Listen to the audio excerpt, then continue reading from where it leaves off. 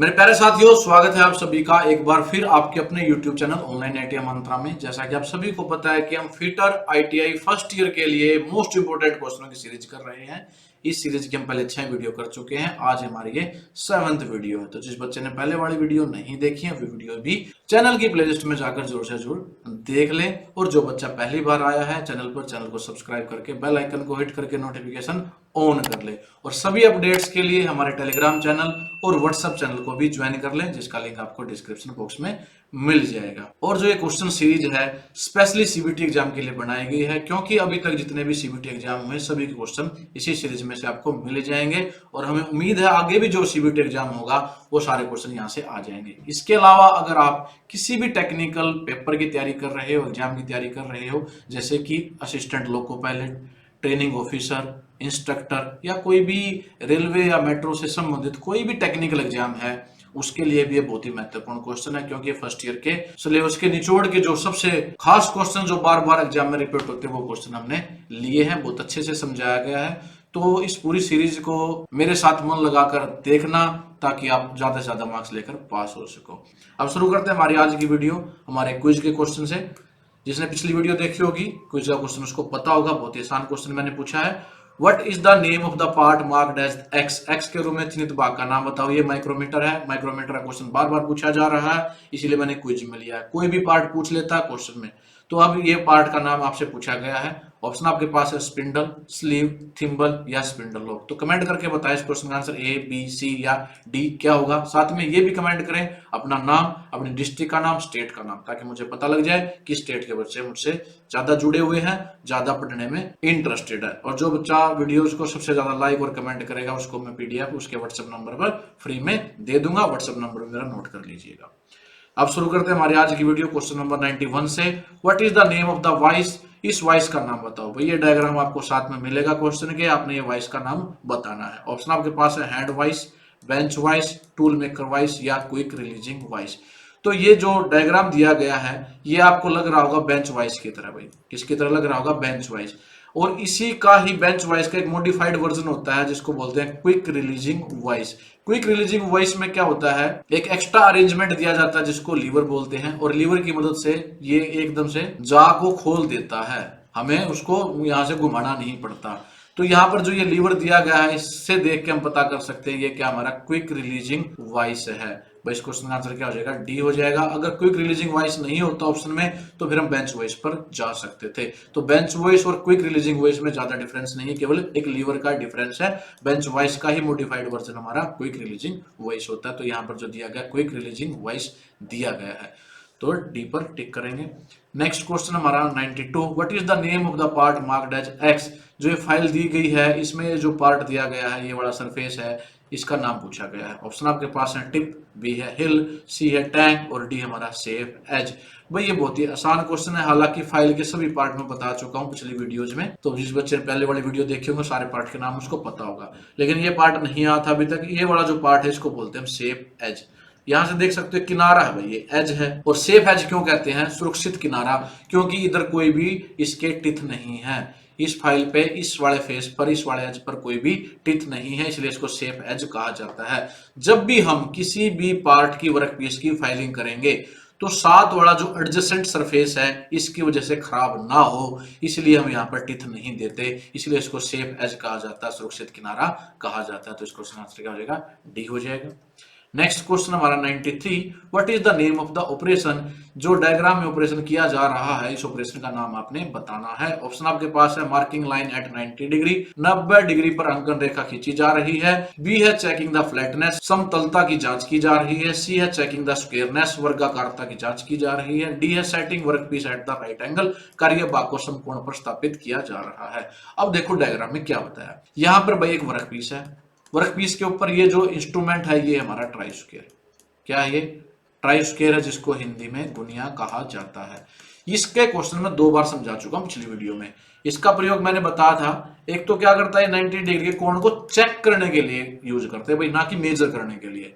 दूसरा ये सरफेस के ऊपर फ्लैटनेस चेक करता है। क्या चेक करता है? उसकी फ्लैटनेस कितना वो फ्लैट है। तो यहां पर जो किया जा रहा है सरफेस के ऊपर, यहां सरफेस के ऊपर ये गुनिया रख के क्या चेक कर रहे हैं, उसकी फ्लैटनेस ही चेक की जा रही है भाई।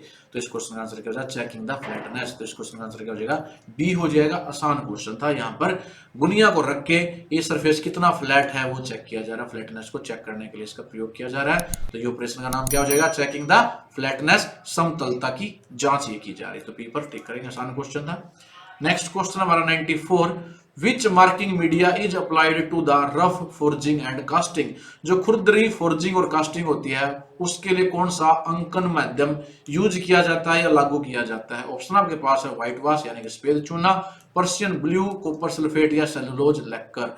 तो जो रफ फोर्जिंग होती है यानी कि जो खुरदरी सतह होती है भाई, खुरदरी सतह पर मार्किंग लाइन इतनी आसानी से नहीं दिखती, तो उसके लिए हम व्हाइट वाश का प्रयोग करते हैं, सफेद चूने से रंग देते हैं जिससे वो मार्किंग लाइन आसानी से दिखनी शुरू हो जाती है। तो खुरदरे फेस के लिए क्या यूज करते हैं हम, व्हाइट वाश का यानी कि सफेद चूने का प्रयोग करते हैं, जिसको हम सफेदी भी बोलते हैं, जो घरों में यूज की जाती है। तो जैसे ही सफेद चूना उस पर डालेंगे सरफेस पे तो मार्किंग लाइन आसानी से दिख जाती है। तो जो खुरदरी सतह होती है जो फोर्जिंग और कास्टिंग में होती है उसके लिए व्हाइट वाश का प्रयोग करते हैं, ये मार्किंग मीडिया का नाम हो जाएगा। तो इसको आंसर क्या हो जाएगा, ये हो जाएगा।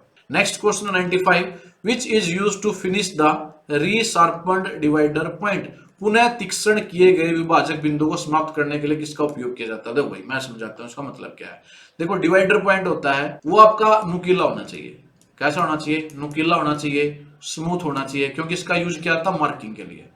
तो ये नुकीला और स्मूथ नहीं होता, एग्जैक्ट मार्किंग नहीं की जा सकती एक्यूरेसी के साथ। तो एक्यूरेसी से मार्किंग करने के लिए नुकीला और स्मूथ होना चाहिए, लेकिन ये बार बार यूज करने से घिस जाता है। तो इसको रीशार्पन करने के लिए, दोबारा इसको शार्प करने के लिए, नुकीला करने के लिए किसका प्रयोग किया जाता है, ये पूछा गया है। ऑप्शन आपके पास है फाइल, ग्राइंडर, स्क्रैपर या ऑयल स्टोन।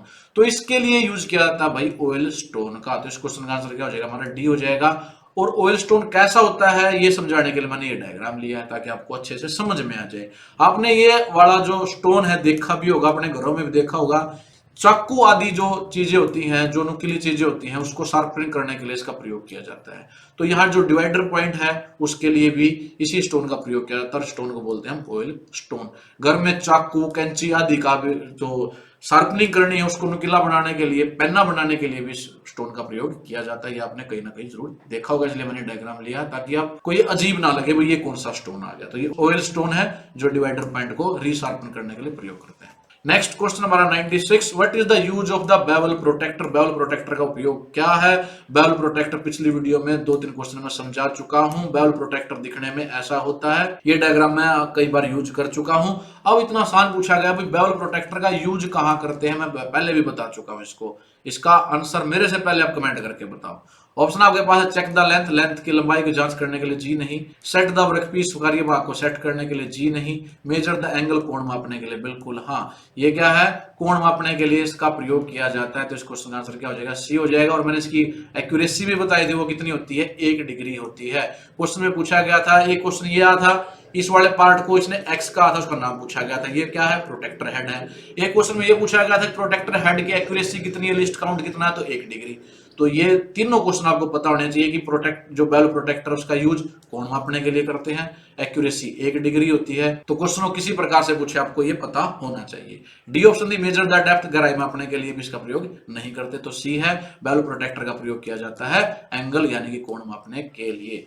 नेक्स्ट क्वेश्चन हमारा 97, नेम द फाइल शोन, दिखाई गई फाइल का नाम बताओ। ये जो डायग्राम है आपको मिलेगा आपके क्वेश्चन के साथ। तो इसमें जो फाइल दिखाई गई है ये यहाँ पर, इस फाइल का आपने नाम बताना है। ऑप्शन आपके पास है riffler file, tinkers file, barrette file या क्रॉसिंग फाइल। तो पिछली वीडियोज में रिफलर फाइल तो आप देख चुके, ये आंसर नहीं होगा। क्रॉसिंग फाइल भी देख चुके हो, लेकिन ये बैरेट फाइल भी नहीं है, ये भी आगे डायग्राम में आगे तब समझाएंगे। तो ये एक ही बचता है टिंकर्स फाइल। ये क्या भाई, हमारी टिंकर्स फाइल है, ये आपको याद रखना पड़ेगा इस डायग्राम को देख के। जो टिंकर फाइल होती है एक तरफ से हमारी फ्लैट होती है, एक साइड से इस प्रकार से कर्व में होती है भाई। तो ये हमारी क्या है, टिंकर्स फाइल है, इसको आपने याद रखना है डायग्राम को देख के। नेक्स्ट क्वेश्चन हमारा 98, which vice is used for holding the hollow cylindrical job. भाई जो खोखले बेलनाकार जॉब होती हैं उनको होल्ड करने के लिए, पकड़ने के लिए किस वाइस का प्रयोग किया जाता है। ऑप्शन आपके पास है pin vice, pipe vice, hand vice या बेंच वाइस। तो जो सिलेंड्रिकल चीजें हैं उनको पकड़ने के लिए, होल्ड करने के लिए पाइप वाइस का प्रयोग किया जाता है। जो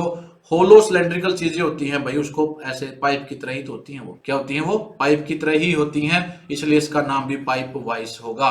और कैसा होता है उसको समझाने के लिए मैंने ये डायग्राम लिया है। यहाँ पर हम ऐसे पाइप को होल्ड करते हैं इसके बीच में, तो इस तरह के वॉइस को क्या बोलते हैं, पाइप वॉइस कहा जाता है। टी पर टिक करेंगे इस क्वेश्चन के लिए। शांत था, इसको ऐसे भी रिलेट कर सकते हो, होलो सिलेंड्रिकल जो जॉब होती है, होलो जो होती है वो पाइप की तरह ही तो होते हैं, और पाइप को पकड़ने के लिए पाइप वाइस का ही प्रयोग करेंगे, तो बी इसका आंसर है। Next question number 99, what is the pitch of the hacksaw blade used to cut the conduit and other thin tube. Conduit and अन्य पतली ट्यूबों को काटने के लिए उपयोग किए जाने वाले हेक्सा ब्लेड की पिच क्या होगी। ऑप्शन आपके पास 0.8 mm, 1 mm, 1.4 mm या 1.8 mm। देखो एक क्वेश्चन पिछली वीडियो में भी आया था, वहां पूछा गया था कि जो ब्रास है, ब्रोंज है, उसको कट करने के लिए जो हेक्सा ब्लेड उसकी पिच कितनी होनी चाहिए। तो मैंने वहां भी बताया था, जिस बच्चे ने गहराई से समझा होगा वहां भी समझ में आ गया होगा, अगर वहां नहीं तो दोबारा भी बता देता हूं। देखो अगर भाई बात करें पिच की, पिच होती है ऐसे, ये जो दो टिथ है इनके बीच की जो दूरी है ये कहलाती है पिच। अगर हमें हार्ड मटेरियल काटना है तो ये पिच होनी चाहिए हमारी कम, यानी कि टिथ होने चाहिए ज्यादा। भाई कम लंबाई में टिथ क्या होने चाहिए, ज्यादा। अगर हमें सॉफ्ट मटेरियल काटना है तो ये टिथ दूर दूर हो सकते हैं, यानी कि पिच ज्यादा हो सकती है। तो जहां ब्रास और ब्रोंज की बात आई थी वहां पर हमने बताया था कि पिच थोड़ी ज्यादा चल जाएगी, तो वहां आंसर हमारा 1.8 mm था। लेकिन यहां पर हमने देखो थिन ट्यूब भी बहुत पतली है, अगर आपने बड़े टिथ ले लिए, दूर दूर पे हमारे टिथ है, तो ट्यूब तो इसके अंदर ही फंस जाएगी। ऐसे रिलेट करो उसको, आसानी से भूलोगे नहीं, तो ट्यूब तो इसके अंदर ही फंस जाएगी। तो पतली ट्यूब को काटने के लिए क्या है, हमारी पिच क्या होनी चाहिए भाई, कम होनी चाहिए, यानी कि टिथ हमारे नजदीक नजदीक होनी चाहिए, ज्यादा टिथ होनी चाहिए। तो मतलब पिच क्या होनी चाहिए, कम होनी चाहिए। तो कम पिच कितनी है यहाँ पर 0.8 mm। तो इस क्वेश्चन का आंसर भी 0.8 mm हो जाए। जो कम पिच है वो यूज करेंगे हम थिन ट्यूब के लिए। ब्रास और ब्रोंज की बात करें तो ज्यादा पिच का प्रयोग हम करेंगे, यानी कि 1.8 mm का प्रयोग करेंगे। लेकिन यहाँ पर थिन ट्यूब और कंड्यूट पाइप की बात कर रहे हैं तो कम पिच ली जाएगी, हमारे टिथ नजदीक नजदीक होने चाहिए ताकि वो थिन पतली ट्यूब को भी काट सके। तो 0.8 mm इसका आंसर हो जाएगा। नेक्स्ट क्वेश्चन है 100, विच मेटल कटिंग सा is use for cutting different profile. भाई विभिन्न प्रोफाइलों को काटने के लिए किस धातु काटने वाली आरे का प्रयोग किया जाता है। ऑप्शन आपके पास है पावर सा, सर्कुलर सा, कंट्यूर बैंड सा या हॉरिजॉन्टल बैंड सा। अब देखो यहां पूछा गया डिफरेंट प्रोफाइल, भाई जो स्ट्रेट में काटना हो, बिल्कुल स्ट्रेट प्रोफाइल काटनी हो तो उसके लिए पावर सा, सर्कुलर सा जो सर्कुलर काटना है उसके लिए कर सकते हैं, हॉरिजॉन्टल काटना तो ये हॉरिजॉन्टल बैंड सा यानी इस तरह के आरे का प्रयोग कर सकते हैं। लेकिन यहाँ डिफरेंट प्रोफाइल यानी कि अलग अलग प्रोफाइल की शेप हमें अगर देनी है तो उसके लिए हम यूज करते हैं कंट्यूर बैंड सा का प्रयोग किया जाता है, कंट्यूर बैंड आरे का प्रयोग किया जाता है, ये आरा बोलते हैं सा को हिंदी में। तो इस क्वेश्चन का आंसर क्या हो जाएगा, सी हो जाएगा। और कंट्यूर जो आरा होता है, बैंड सा होती है, वो इस प्रकार दिखती है। समझाने के लिए मैंने ये डायग्राम भी लिया ताकि आप इसको ना भूलो। ये क्या है, कंट्यूर बैंड सा का डायग्राम है और इसका प्रयोग करते हैं अलग अलग तरह की शेप, चाहे वो कर्व्ड शेप है, इरेगुलर शेप है, तो सारी किसी भी तरह की शेप के लिए ये हम यूज करते हैं कंट्यूर बैंड सा का। स्ट्रेट के लिए पावर सा, सर्कुलर के लिए सर्कुलर आरे का, और हॉरिजॉन्टल बैंड सा जो भी हॉरिजॉन्टली काटनी होती है, कटिंग करनी होती है, उसका हॉरिजॉन्टल आंसर आएगा। लेकिन यहाँ पर पूछा डिफरेंट प्रोफाइल यानी कि अलग अलग तरह के कर्व है, शेप हमारी इरेगुलर है, तो उसके लिए कंटूर बैंड सा आंसर रहेगा। तो सी पर टिक करेंगे इस क्वेश्चन के लिए। उम्मीद है समझ में आया होगा, अगर वीडियो अच्छी लगी तो लाइक कर दें। नेक्स्ट क्वेश्चन हमारा 101, what is the reason for scratches produce on the filed surface. भाई फाइल वाली सतह पर खरोच उत्पन्न होने का क्या कारण है इन चार में से। ऑप्शन है पीनिंग, ग्लेजिंग, फाइल बाइट और रैपिंग। भाई ये क्वेश्चन पिछली वीडियो में समझा चुका हूं, ये हमारे डिफेक्ट के नाम है, जो फाइलिंग करते हैं उसमें डिफेक्ट आ जाता है, उन डिफेक्टों के नाम है, सभी मैं समझा चुका हूं, दोबारा फिर समझा देता हूं।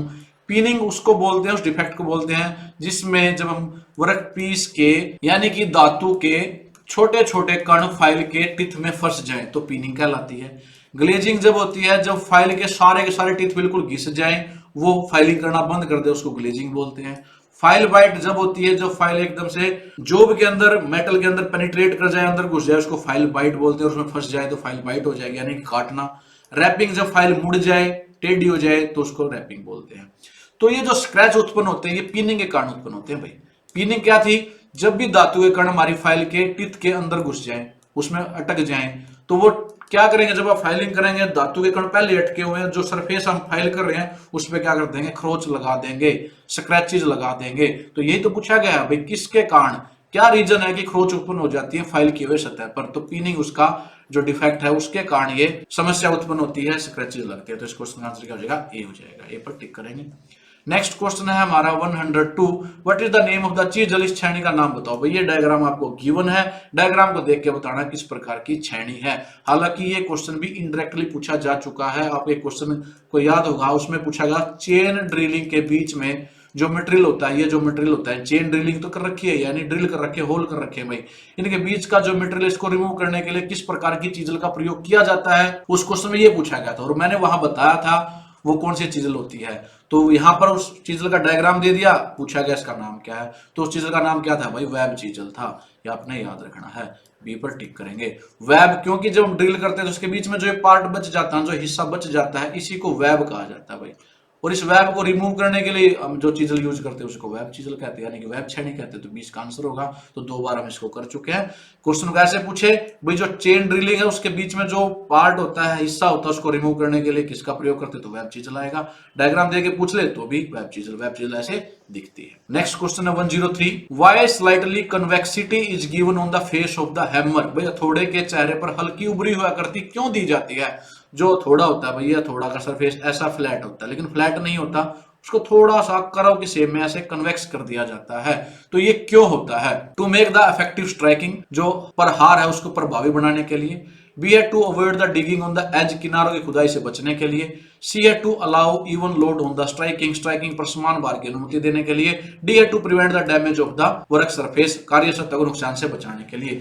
तो देखो इसका रीजन क्या है, इसको ऐसा थोड़ा सा कर्व बनाने का रीजन होता है to avoid digging of the edge. तो इस क्वेश्चन का आंसर क्या हो जाएगा, बी हो जाएगा। कैसे, देखो जब भी थोड़े से स्ट्राइक किया जाता है किसी सरफेस के ऊपर, तो अगर ये ऐसे थोड़ा सा कर्व होएगा तो सरफेस को जो टच करेगा इसका सेंटर पॉइंट टच करेगा, ना कि उसके एज। अगर एज स्ट्राइक करते हैं तो सरफेस पे डिगिंग कर देंगे, खुदाई कर देंगे, जिससे सरफेस खराब हो जाएगा। तो इस डिगिंग को अवॉइड करने के लिए, किनारों की खुदाई से बचने के लिए थोड़ा सा इसको क्या है, कन्वेक्स कर दिया जाता है, ऐसे गोला कर दिया जाता है, ताकि ये सेंटर पॉइंट से टच करे सरफेस को, उससे डिगिंग नहीं होगी। तो इस क्वेश्चन का आंसर क्या हो जाएगा, बी हो जाएगा, बी पर टिक करेंगे।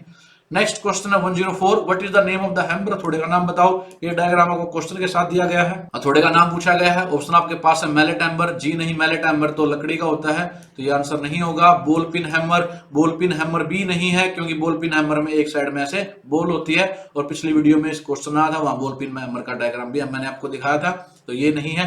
क्रॉस पिन हैमर और स्ट्रेट पिन हैमर में से एक आंसर होगा। अब देखते हैं, देखो स्ट्रेट पिन हैमर ये नहीं है, देखो हमारा थोड़ा है, इसमें अगर हम सेंटर लाइन ऐसे खींच दें, अगर ये जो पिन है यहाँ पर, ये है पिन भाई, ये पिन है, इसके बिल्कुल पैरेलल हो ऐसे होती तो उसको बोलते हैं स्ट्रेट पिन। तो ये पैरेलल नहीं है, स्ट्रेट पिन भी आंसर नहीं होगा। ये कैसे है, ऐसे है, और हमारा सेंटर लाइन ऐसे है, तो एक दूसरे, ये सेंटर लाइन है, पिन हमारी ऐसे है, तो एक दूसरे को क्रॉस कर रही है, तो इसको क्रॉस पिन हैमर कहेंगे। तो इस क्वेश्चन का आंसर क्या हो जाएगा, सी हो जाएगा, सी पर टिक करेंगे। अभी आसान था, अलग अलग तरह के थोड़े होते हैं, सबका आपको पता होना चाहिए।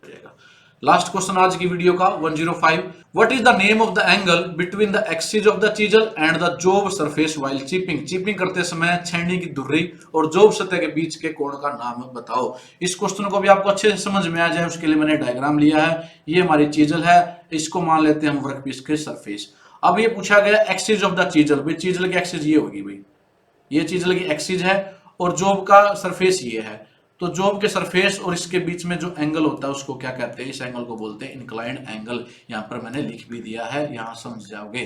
तो ऑप्शन में देख लो, रेक एंगल जी नहीं, रेक एंगल हमारा यहाँ होता है। पॉइंट एंगल बी नहीं है, क्लियरेंस एंगल हमारा ये होता है। पॉइंट एंगल हमारा ये होता है। एंगल ऑफ इंक्लिनेशन, झुकाव का कोण, बिल्कुल यही होगा इस क्वेश्चन का आंसर डी। तो सारे कोण मैंने बता दिए, यहाँ पर ये रेक एंगल है, ये पॉइंट एंगल है, ये क्लियरेंस एंगल है, ये हमारा इंक्लाइंड एंगल है, जो कि चीजल की एक्सिस और सरफेस के बीच में बनता है। तो इस क्वेश्चन का आंसर डी रहेगा, डी पर टिक करेंगे। तो मेरे प्यारे साथियों, ये थे हमारी आज की वीडियो के 15 नेक्स्ट इंपॉर्टेंट क्वेश्चन। उम्मीद करता है ये क्वेश्चन भी बाकी वीडियो की तरह आपको अच्छे से समझ में आए होंगे, और आप बाकी वीडियो की तरह, जैसे बाकी वीडियो में आपका प्यार मिलता है, आप लाइक करते हो, कमेंट करके बताते हो, इस वीडियो को भी लाइक करोगे और कमेंट करके बताओगे आपकी वीडियो आपको कैसी लगी, और आपका नाम, स्टेट का नाम और डिस्ट्रिक्ट का क्या नाम है। ज्यादा से ज्यादा कमेंट करने वाले बच्चों को मैं पीडीएफ फ्री में भी दूंगा और अपने दूसरे साथियों के साथ भी इन वीडियोस को ज्यादा से ज्यादा शेयर कर दिया करो ताकि उनको भी इस वीडियो से लाभ मिल सके। तो धन्यवाद आप सभी का वीडियो देखने के लिए। जल्द ही मिलेंगे अपनी नेक्स्ट वीडियो में, तब तक के लिए जय हिंद, जय भारत।